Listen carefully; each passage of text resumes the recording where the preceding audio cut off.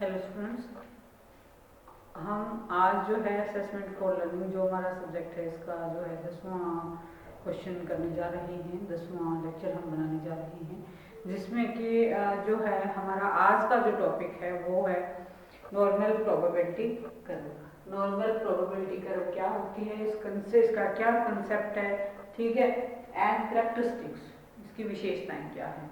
सबसे पहले हम ये जानेंगे कि जो नॉर्मल प्रोबेबिलिटी कर्व है वो क्या होती है। हिंदी के अंदर अगर हम इसको देखें तो इसका जो हमारा अर्थ है वो है सामान्य संभाव्यता वक्र। क्या है? सामान्य संभाव्यता वक्र, उसका अर्थ और उसकी विशेषताएं। सबसे पहले अगर हम मीनिंग की बात करें, किसी भी कंसेप्ट को देखिए, स्टैटिस्टिक्स के अंदर क्या है, जो हमारा डेटा है सारा, वो सारा हमारा एनपीसी पे होता है। हम सभी अच्छी तरह से जानते हैं कि हमारा जो मीन मीडियन मोड है एनपीसी पे हम चेक करते हैं, और वहाँ पर जब नॉर्मल डिस्ट्रीब्यूशन होता है तब क्या है, वहाँ पर हमारा मीन मीडियन मोड जो है वो इक्वल होता है। ठीक है, तो सिंपली अगर हम इसके अर्थ की बात करें तो जो अंकों का सामान्य वितरण जहाँ पर होता है कि जो स्कोर हमारे पास है उसका जब नॉर्मल डिस्ट्रीब्यूशन होता है तब हम उसको क्या कहते हैं, उसके परिणाम स्वरूप एक वक्र बनता है। ठीक है, जिसको हम इस तरह से दिखा सकते हैं, तो उसको हम क्या कहते हैं, उसको हम नॉर्मल कर्व कहते हैं। ठीक है, नॉर्मल कर्व हम कहते हैं। और ये क्या है, ये जो है ये कब होगा, ये तब होगा जब जो आपका ऑब्जर्वेशन है या जो अवलोकन है वो क्या है, बायस्ड ना हो, या अनबायस्ड आपका जो ऑब्जर्वेशन है वो क्या हो, अनबायस्ड हो, कि आपकी जो ऑब्जर्वेशन है किसी भी तरह का उसके अंदर पक्षपात जो है वो नहीं होना चाहिए। सेकेंडली जो दूसरी इसकी कंडीशन है वो क्या है कि जब आपका जो अवलोकन है वो रिप्रेजेंट करता हो, ऑब्जर्वेशन आर रिप्रेजेंटेटिव, कि जिस कोर्स को आप ले रही हो, जिस चीज को आप जांच करना चाहते हो उसको वो रिप्रेजेंट करने वाला होना चाहिए। तो दो मेनली इसकी फीचर्स हैं कि जब अवलोकन जो है वो बायस्ड ना हो, और दूसरा क्या है कि आपकी जो ऑब्जर्वेशन आर रिप्रेजेंटेटिव। ये दो कंडीशंस के अंदर हमारी जो नॉर्मल प्रोबेबिलिटी कर्व है वो बनती है। अब जो नॉर्मल प्रोबेबिलिटी कर्व है, ठीक है, इसके बारे में अगर हम थोड़ा सा और पढ़ें तो जो क्या है कि अवलोकनों की जो संख्या है समान रूप से डिस्ट्रीब्यूट होती है, यानी कि हमारे पास जो हमारी ऑब्जर्वेशन है वो क्या है, यदि नॉर्मल डिस्ट्रीब्यूशन है तो क्या होगा, हमारे जो ऑब्जर्वेशन है इसकी संख्या यदि 400 है या 400 से अधिक है तो क्या है, नॉर्मल डिस्ट्रीब्यूट होगा। लेकिन यदि जो सामान्य वितरण क्या है, यदि दो चीजों को अगर पूरी करता है ये कंडीशन, तो ही वो क्या है, हमारा जो नॉर्मल डिस्ट्रीब्यूशन होगा। सिंपली अगर हम एजुकेशन और साइकोलॉजी की बात करें तो वहां पर क्या है, वहां पर जो है वो नॉर्मल प्रोबेबिलिटी कर्व के रूप में ही हमारे पास डेटा होता है। ठीक है, और जो क्योंकि क्या है कि जितनी भी हमारी परीक्षाएं होती हैं, हमारे जो पेपर होते हैं या जो परिणाम होते हैं, उसको हम क्या है सिंपली अधिक से अधिक अंक जो प्राप्त करने वाले विद्यार्थी हैं उनको हम 3 कैटेगरीज के अंदर मेनली बांट लेते हैं। जितने भी हमारे पेपर होते हैं, हमारी परीक्षाएं होती हैं, जब हमें मान लो जांच करनी है उनकी, तो क्या करते हैं, हमारे पास जो विद्यार्थी हैं वो 3 रेंज के अंदर होते हैं। एक तो हमारे वो विद्यार्थी हो गए जो कि जीनियस टाइप बच्चे होते हैं या बहुत ज़्यादा एक्स्ट्रा इंटेलिजेंट बच्चे होते हैं, तो उनका स्कोर हमारे पास होता है। सेकेंडली जो है हमारा स्कोर क्या है, जो एवरेज बच्चे होते हैं, ठीक है, उनका स्कोर हमारे पास होता है। और थर्डली क्या है कि जो बच्चे लेस देन जो है वो क्या है, एवरेज हैं, यानी कि जो बच्चे पढ़ाई के अंदर कमजोर हैं। ये डाटा जो है हमारे पास किसी भी एग्जामिनेशन के अंदर 3 प्रकार से आता है मेनली। ठीक है, अब हमें क्या करना है, जब हमें इसको एनपीसी पे हमें चेक करना है। अब तो एनपीसी क्या है आपका, देखिए एनपीसी क्या है, एक प्रकार की ये कर्व बनती है, यहाँ पर वक्र इसको हम कहते हैं, कर्व कहते हैं। ठीक है, ये एक्स एक्सिस पर आपका डाटा होता है सारा का सारा, और आपके पास जो डेटा है वो आपका डेटा यहाँ पर आपको दिया होता है इस प्रकार से। ठीक है, आपके पास पैटर्न यहाँ पर होता है, यहाँ पर आपके पास क्या है, नंबर्स दिए होते हैं सारे, यहाँ ये वाई एक्सिस होता है, ये एक्स एक्सिस होता है। ठीक है, तो जो ग्रुप के अंदर यहाँ पे डाटा दिया होता है, आपके पास मान लो 5 है, 10 है, 15 है, 20 है, 25 है, 30 है। ठीक है, इस प्रकार से आपके पास डाटा जो है यहाँ पर दिया होता है 25 और 30। यहाँ पर जो हमारे पास डाटा आएगा, ठीक है, उसको हम क्या करेंगे, उसका हम डिस्ट्रीब्यूशन में बांटेंगे। यहाँ पर जो आपका डाटा आएगा, सपोज कीजिए उसमें क्या रहेगा आपका कि यहाँ पर आपका मीन, मीडियन और मोड इक्वल होना चाहिए तीनों, मीन, मीडियन एंड मोड, ठीक है। बोथ आर, तीनों क्या है यहाँ पर, मीन, मीडियन और मोड, ये तीनों कंडीशन जो है यहाँ पर पूरी होती है, तब ये नॉर्मल डिस्ट्रीब्यूशन बनता है, ठीक है। अगर हमारा मीन ज्यादा है या मीडियन कम है, या मीन ज्यादा है, मीडियन और मोड दोनों ही झुक रहे हैं साइड के अंदर, तो हमारा डाटा जो क्या है वो यहाँ पर नॉर्मली नहीं होगा। डाटा नॉर्मली हमारा यहाँ पर डिस्ट्रीब्यूट होता है कि डाटा यहाँ डिस्ट्रीब्यूट हो गया, यहाँ हो गया, यहाँ हो गया, और यहाँ पर जो कंडीशन आई मान लो, ठीक है, यहाँ पर आपका जैसे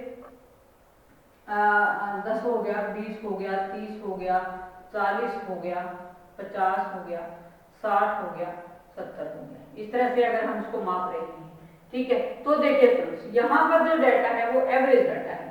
आपके पास जो इंटेलिजेंट स्टूडेंट है वो क्या है, वो आपके यहीं तक होंगे कि आपके कितने परसेंट वो जो है वो होंगे, ठीक है। इसको हम फ्रीक्वेंसी से माप सकते हैं कि जो हमारे पास एक डाटा, हम जैसे हम उसको लेते हैं कि जो एवरेज डाटा होता है, जैसे 10 है, 8 है, 6 है, जैसे यहाँ से अगर हम लेते हैं तो हमारे पास क्या है, 30 है, 20 है, इस प्रकार से अगर ये दिया हुआ है हमारा सारा का सारा, तो जो हमारे पास क्या है यहाँ पर एवरेज है, इट मीन जो जीनियस बच्चे हैं वो या तो इस साइड हैं, या जो लोअर सेक्शन वाले जो बच्चे हैं वो इस साइड हैं।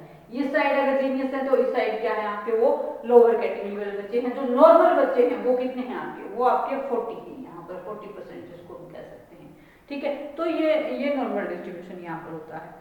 और इन अंकों से बने वक्र को हम क्या कहते हैं, नॉर्मल प्रोबेबिलिटी कर्व के नाम से हम इनको जानते हैं, ठीक है। ये एक एक्स एक्सिस हो गया आपका, और एक्स एक्सिस का क्या है, दो बराबर एक ही जैसे इसमें बनते हैं चित्र, और ये जो एरिया होगा लगभग लगभग क्या होगा आपका, दोनों पास ये साइड जो है वो दोनों साइड क्या होती हैं, दोनों बराबर होती हैं यहाँ पर। तो जो नॉर्मल कर्व है इसको क्या है, हम फ्रीक्वेंसी डिस्ट्रीब्यूशन के माध्यम से इसकी विशेषताओं को समझा सकते हैं। अब ये जो नॉर्मल डिस्ट्रीब्यूशन है इसमें क्या है, प्रारंभ में जो आपकी आवृत्तियां होती हैं वो क्या है, कम होती हैं। यहाँ से जब देखिए यहाँ पर जो आवृत्तियां होती हैं स्टार्टिंग के अंदर क्या होती हैं, कम होती हैं, धीरे धीरे बढ़ती चली जाती हैं, और फिर बढ़ने के बाद क्या है, एक शिखर पॉइंट पे आकर के फिर क्या है, वापस फिर डाउनवर्ड्स होती जो है वो चली जाती है, ठीक है। और इस प्रकार जो क्या है इसकी कुछ एक मेजर विशेषताएं बन जाती हैं। जो विशेषताएं इस प्रकार से हैं, पहली इसकी जो नॉर्मल प्रोबेबिलिटी कर्व की विशेषता है वो क्या है स्टूडेंट्स, देखिए कि इसकी जो शेप होती है वो क्या होती है आपकी, बेल टाइप या घंटाकार हम उसको कह सकते हैं कि आपकी जो शेप है इसकी एनपीसी कर्व की वो क्या है आपकी, वो घंटाकार होती है, ठीक है। और उसके बाद अगर हम कहें कि जो बीच में से उठा होता है और दोनों सिरों पर क्या है, ये जो है दोनों सिरों पर समान जो है क्रम में गिरा हो सकता है या झुका हुआ हो सकता है।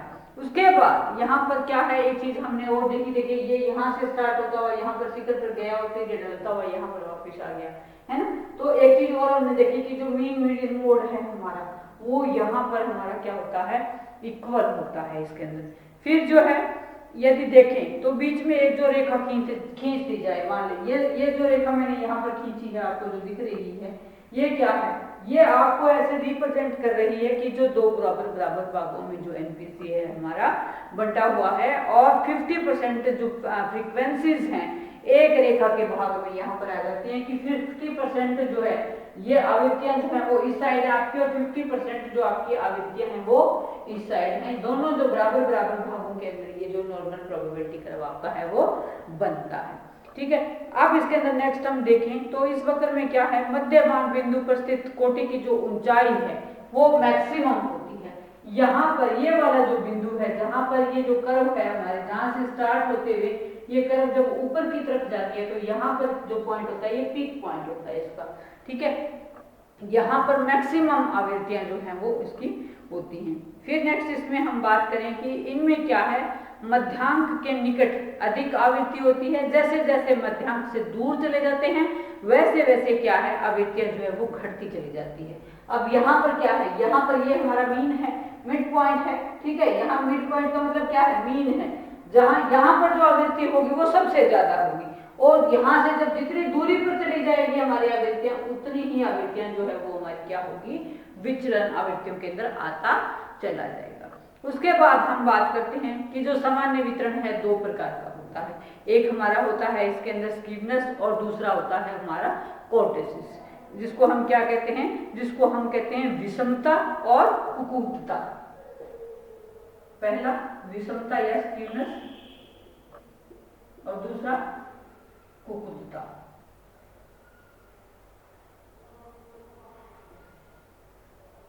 ठीक है, इस प्रकार का आपका जो है ये बनता है कुकूटता जिसको हम कहते हैं, या कोर्टेसिस जिसको हम कहते हैं। ठीक है, अब जो स्कीवनेस या जो विचलन है सामान्य वितरण में दो प्रकार का जो हमने बताया, उसका अर्थ क्या है, सममिति का अभाव। इसका अर्थ क्या है, सममिति का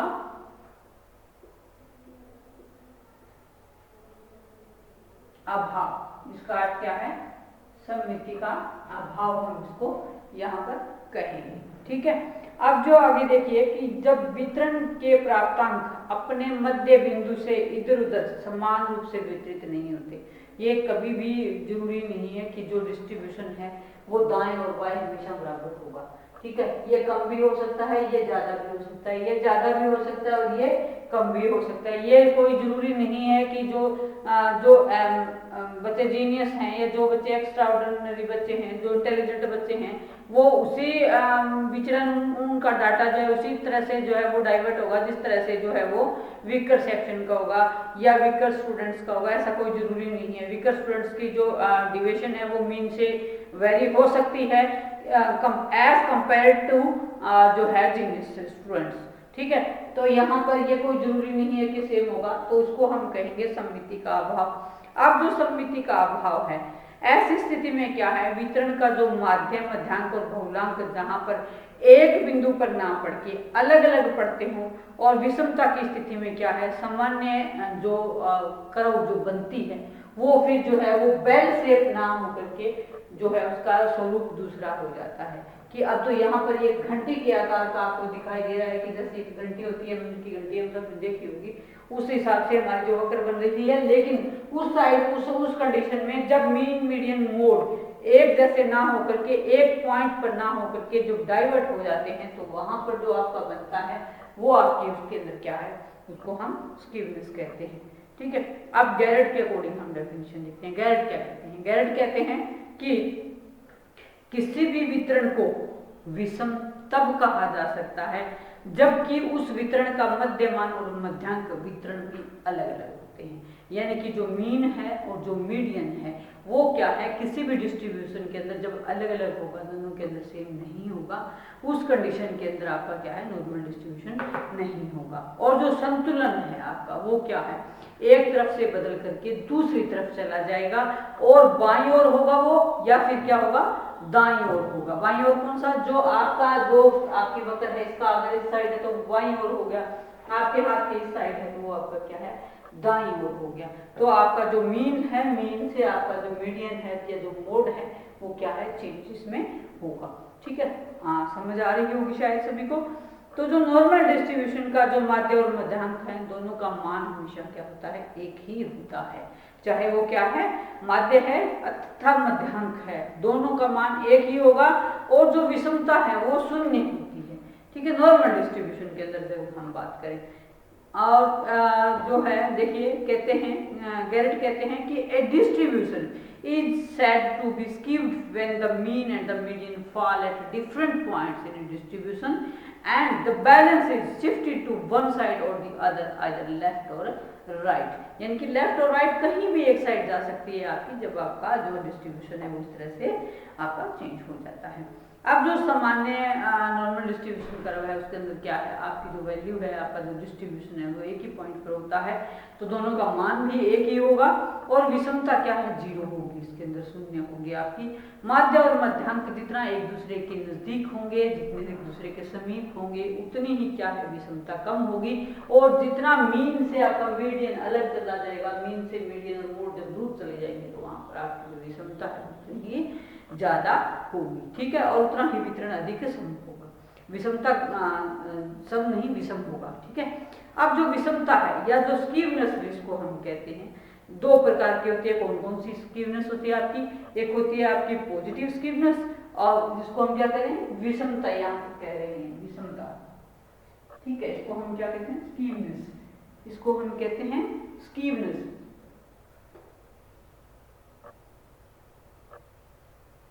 ये कितने प्रकार की होती है? ये भी जो है हमारी दो प्रकार की होती है। एक हमारी पॉजिटिव स्कीवनेस होती है या सकारात्मक, जिसको हम कहते हैं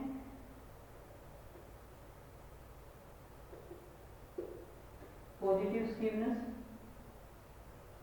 और दूसरी होगी नेगेटिव स्कीवनेस।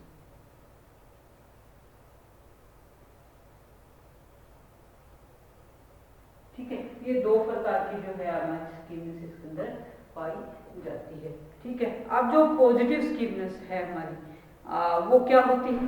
पॉजिटिव जो स्कीवनेस है हमारी, उसमें हमारे जो डेटा हैं वो क्या होंगे? हमारे दाएं तरफ ज्यादा होंगे, ठीक है। और वही क्या है, जो आंकड़े हैं आपके नेगेटिव के अंदर हैं, वहां पर बाईं ओर ज्यादा होंगे। सॉरी, जो नेगेटिव स्कीवनेस है उसमें हमारा जो डाटा है वो क्या है? दाईं ओर होगा, और जो पॉजिटिव में हमारा जो डाटा है वो क्या है? बाईं ओर होगा। इसको भी अगर मैं दिखाऊं एक डायग्राम से शुरू करते हैं। यहाँ पर हम देखिए, बहुत आसान कंसेप्ट है, थोड़ा सा समझ में आने की बात स्टूडेंट्स, अगर आप समझ पाते हैं तो कोई मुश्किल काम नहीं है ये, ठीक है। इसको जो है वो हम ऐसे ड्रॉ कर सकते हैं यहाँ पर। जैसे देखिए, ये आपका बाईं ओर जैसे झुका हुआ हो गया, तो यहाँ पर क्या होगा? आपका डाटा ये बाईं ओर का हो गया। इसी प्रकार से जो सेम आपकी है वो इस तरह से इसके यहाँ पर डाटा जो है यहाँ पर थोड़ा सा इस साइड चला जाएगा, ठीक है। तो ये क्या है? ये आपकी पॉजिटिव स्कीवनेस होगी, और ये आपकी नेगेटिव स्कीवनेस होगी। ये क्या है? पॉजिटिव स्कीवनेस, पॉजिटिव स्कीवनेस, ये नेगेटिव।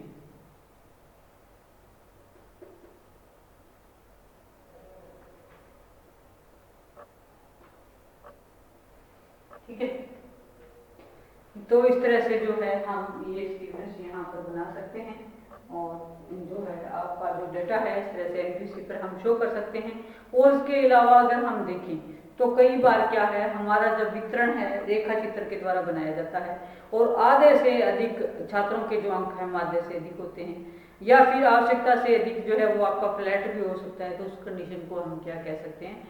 कोर्टोसिस हम कह सकते हैं। जब वक्र अधिक ऊंचा हो तो लेप्टोकर्टिक उसको कहा जाएगा, जब चपटा हो तो उसको प्लेटोकर्टिक कहा जाएगा, और जब सामान्य वक्र हो तो उसको क्या कहा जाएगा?